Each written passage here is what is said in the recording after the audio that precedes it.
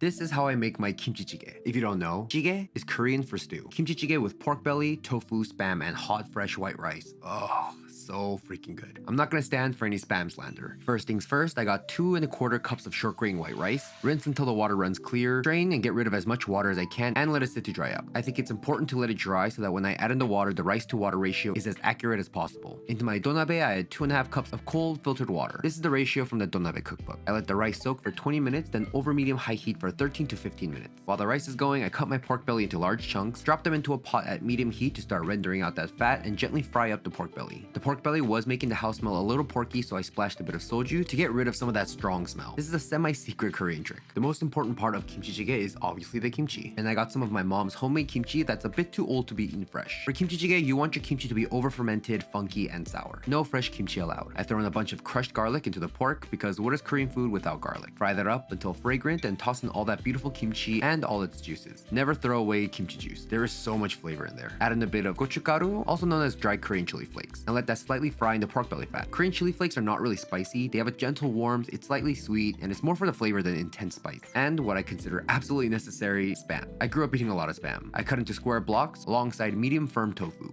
Spam and tofu, yin and yang. Balance. With the kimchi cooked down and all those flavors nicely married, I pour in Dear Mom fish sauce and throw in all of the kimchi juice and a bit of water. A bit more gochugaru, and the secret ingredient right here, dashida. If you know, you know. But this is basically Korean beef flavored MSG. It's what OG Korean instant ramen basically used to flavor their powders. When I was growing up, every Korean family I knew used to use this stuff in everything. My mom actually stopped using it for a few years because she was worried about MSG, and I distinctly remember asking my mom why her food didn't taste as good as it used to. She did eventually start using it again. Then I had the spam, just in case there wasn't enough sodium, and then tofu for balance. Then I cover it and let it cook for 30 to 40 minutes. I like to stew the pork belly until it's pretty soft. At this point, my rice is finished cooking, steamed, covered off heat for 20 minutes. I give it a gentle fluffing and it's time to eat. It's salty, meaty from the spam, pork belly, and dashida, a little funky and acidic from the fermented kimchi, and the pork fat emulsifies with the kimchi liquid and becomes rich and almost buttery. With that piping hot, fluffy, fresh white rice to balance it all out, this is my absolute favorite thing to eat. If I had to choose, this would be my last meal. What would yours be?